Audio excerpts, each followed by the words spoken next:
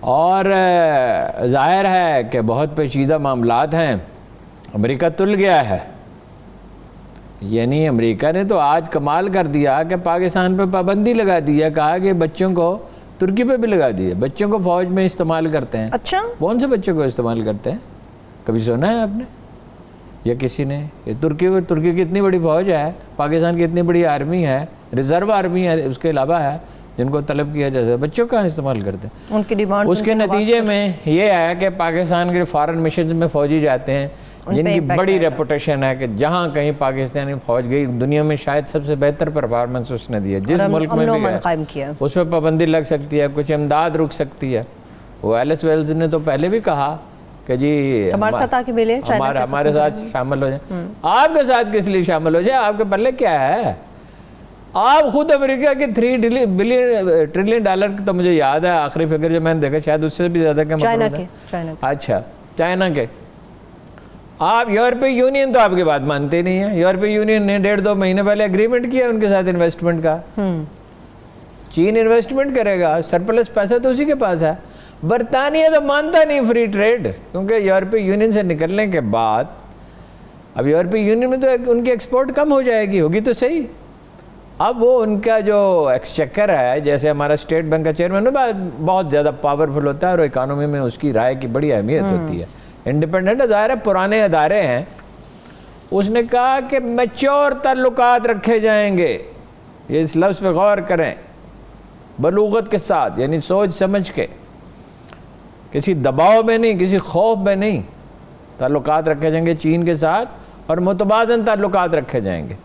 اور چینی منڈی کی ضرورت ہے. اب سودا سلف کون خریدے گا بھائی؟ چین کی اتنی بڑی آبادی ہے, وہیں منڈیوں کی تلاش تو رہے گی. اس کی مثال انڈیا ہے.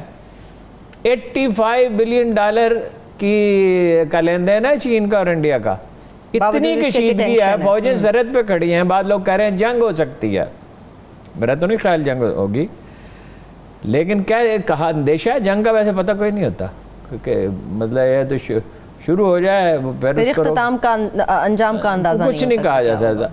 ٹریڈ نہیں بند ہو رہی اس لیے کہ چینیوں کا تو نقصان ہوگا, ان کی زیادہ ہے ایکسپورٹ, کہ انڈیا کا بھی تو نقصان ہوگا نا, ان کے اتنے لوگ بے روزگار ہو جائیں گے. تو یہ تو دنیا بدل گئی ہے. یہ اکانومی میں اب سب قوموں کا ایک دوسرے پہ انحصار ہے. صحیح. ہمیں اندیشہ ہوگا, اندیشے ہیں بہت. دیکھیے 5 سے 7 لاکھ مہاجرین کے آنے کا اندیشہ. اب مجھے یاد آیا شیخ صاحب کا بیان کہ 30 جون تک جناب خاردار تار مکمل ہو جائے گی. 90% کام مکمل ہو گیا. نہیں 86% تھی اس وقت غالباً. نہیں, یہ بیان دینے کی ضرورت کیا تھی کہ 30 جون تک, 30 جون گزر گیا. یہ باتیں کی ہیں شیخ صاحب نے. وہ کچھ بھی کہہ سکتے ہیں, کچھ بھی. تو وزراء بھی اور اپوزیشن لیڈر بھی ابھی آزاد کشمیر پہ آئیں گے تو دیکھیں نا, اس پہ عرض کریں گے کیا کیا کچھ لوگ ایک دوسرے کے خلاف کہہ رہے ہیں اور کیا کیا حرکتیں ہو رہی ہیں. اچھا, یہ ہے جناب کہ وہ فیٹف میں یہ وہاں بات زیر بحث آئی کہ بھائی 27 میں سے 26 نکات پورے کر دیے. دنیا کے کتنے ممالک ہیں جنہوں نے آدھی کمپلائنس کی ہے, مگر ان کا نا اس میں سے آپ کو فیٹف میں سے نہیں. IMF پریشر ڈال رہا ہے آپ کے اوپر, اور معاشی مسائل تو پیدا ہوں گے, لیکن یہ کہا گیا کہ ہم اپنی سرزمین دشمن کے خلاف, ایک دوست ملک کے خلاف استعمال کرنے کی اجازت نہیں دے. تاثر تو ہوا یہ بھی پکڑ رہا ہے ہارون صاحب کہ اڈے تو مانگے ہی نہیں ہیں. اڈوں کا شور کیوں ہے؟ اڈے نہیں مانگنے تھے. یہ دیکھیے ڈس انفارمیشن بھی ہوتی ہے ایسے موقع پہ. اچھا, اڈے نہیں مانگنے تھے. تو CIA کے چیف یہاں آ کے بیٹھا کیا کر رہا تھا, اور وہ جو امریکی ٹیلی ویژن نے انٹرویو کیا اس نے یہ کیوں پوچھا آپ اڈے دیں گے یا نہیں دیں گے, دیں گے یا نہیں دیں گے, یعنی یہ سوال تھا جس پہ ایبسولوٹلی ناٹ کہا, جس کا اثر ہے. ہاں جی. اچھا, وہ تو یہ بھی ہو رہا ہے دیکھیے نا. اس کے بعد ابھی یہاں امریکی لابی کی آپ حرکتیں ملاحظہ کیجئے گا. ٹیلی ویژن پہ بحث ہو رہی ہے ایک اور مسلمانوں کے بارے میں جو کبھی نہیں کی انہوں نے, باقاعدہ کبھی نہیں. اب کبھی ان کو یاد نہیں آیا. اب امریکہ ناراض ہو گیا ہے اور امریکہ کہہ رہا ہے تو انہیں یاد آیا غور مسلمان. غور مسلمانوں کے اگر کبھی کسی نے کوشش کی تو ضیاء الحق نے کی تھی. ان کے لیے حج کا بندوبست کیا, وہاں پابندیاں کم کرائیں. یہ کام ہوتے ہیں خاموشی سے. انڈیا آپ کو توڑنے پہ, تب ملک میں دہشت گردی کرنے پہ تلا ہوا ہے, کر رہا ہے یہ. یعنی جو واقعہ ہے جوہر ٹاؤن کل کوئٹہ کا بھی واقعہ ہوا ہارون صاحب، کوئٹہ کا اور واقعات ہو رہے ہیں، ابھی اندیشہ ہے اور واقعات ہوں گے. اور امریکہ جو ہے آپ کی دشمنی پہ تل گیا ہے، افغانستان سے ٹیررزم ہو رہا ہے، وہ تو ہم چین کے ساتھ یعنی سٹینڈ لے لیں اس موقع پہ. یہ کیا بحث اس موقع پہ کیوں شروع کی گئی ہے؟ یہ چیزیں تو خاموشی کے ساتھ ہوتی ہیں. یعنی جب دو دوست ملکوں کے درمیان تنازع ہے، یعنی سعودی عرب کے ساتھ تھا نا ہمارا اختلاف، تو وہ کیسے طے ہوا؟ اپروچ کا اختلاف تھا نا، کیسے طے ہوا؟ خاموشی کے ساتھ بات چیت کی گئی، باجوہ جاتے رہے، عمران خان گئے، میسیجز آتے رہے جاتے رہے، وہ آپ کو بالکل تعلقات تقریباً اسی سطح پہ آ گئے. اختلافات تو ہوتے ہیں.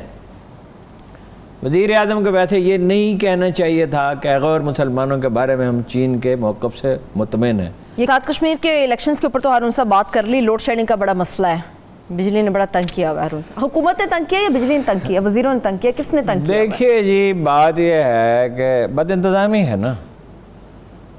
یعنی وہ جو عید کی چھٹیوں میں یا فیبرری مارچ میں جب موسم خوشگوار ہوتا ہے سندھ میں، تو گیس فیلڈز کا بھی یہی مسئلہ ہے، اس کا بھی ٹرمینل کا بھی ہو سکتا تھا.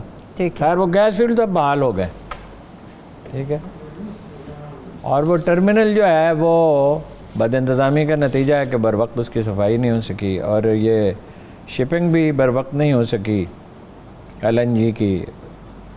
شاہد خاقان عباسی کا کہنا ہے، لیکن ایک عجیب بات کہی شاہد خاقان عباسی نے کہ آپ وہ اس پہ چلا رہے ہیں فرنس آئل پہ. وہ حماد کا کہنا ہے کہ فرنس آئل پہ تو چل سکتا ہی نہیں ہے جو گیس کا ہے، وہ تو لوکل گیس دے رہے جو LNG پہ ہے، وہ فرنس آئل پہ نہیں. فرنس آئل پہ تو وہی چل سکتے ہیں جو آلریڈی فرنس آئل پہ چلتے ہیں. اور وہ IPPs کے جو ایگریمنٹ ہوئے تھے جو فرنس آئل پہ ہی لگے تھے نا، اور اس کا یہ بھی دعویٰ ہے کہ 25% ہم استعمال کر رہے ہیں فرنس آئل اس کے مقابلے میں جتنا نون لیگ استعمال کرتے تھے. مسائل اور ہیں جی، مسائل یہ ابھی جو بھاشا ڈیم شروع ہوا، یہ 10 سال پہلے اگر شروع ہو گیا ہوتا تو آج یہ کرائسس نہ ہوتا، آج اس کرائسس کا وجود ہی نہ ہوتا.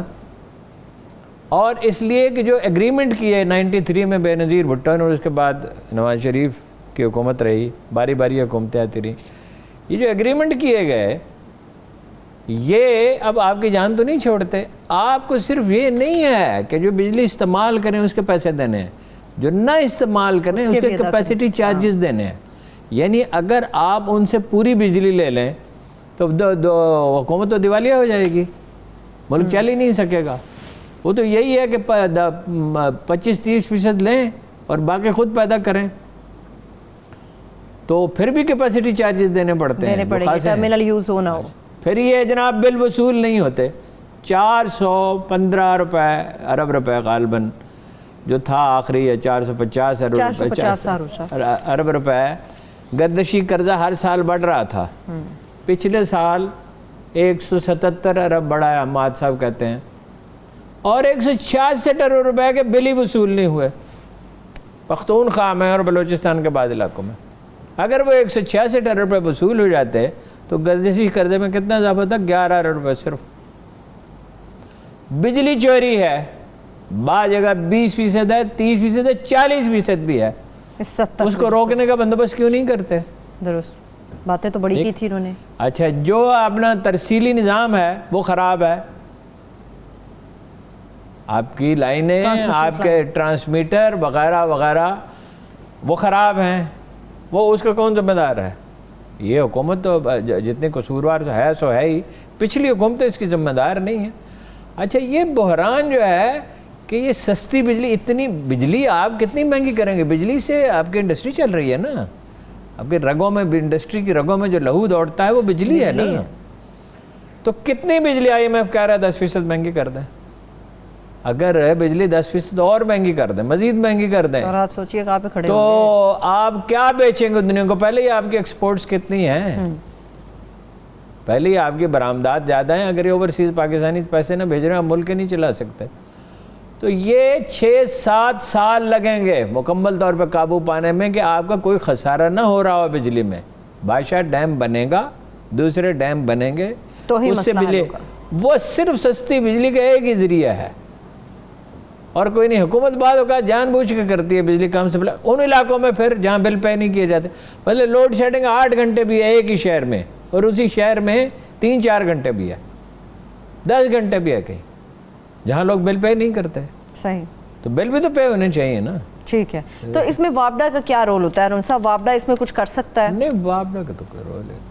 تو جو نئی تعیناتیاں ہو رہی ہیں اس کے بارے میں کچھ بھی نہیں, میں جانتے نہیں نئی تعیناتی ہو رہی ہے. جنرل صاحب کا پتہ نہیں کیا. ہاں, وہ اظہر صالح عباسی صاحب ہیں. ان کے خبر تو یہ بھی ہے, چھوٹی چھوٹی بہت خبریں ہیں. زرداری صاحب بہت بیمار, اللہ تعالیٰ انہیں صحت دے.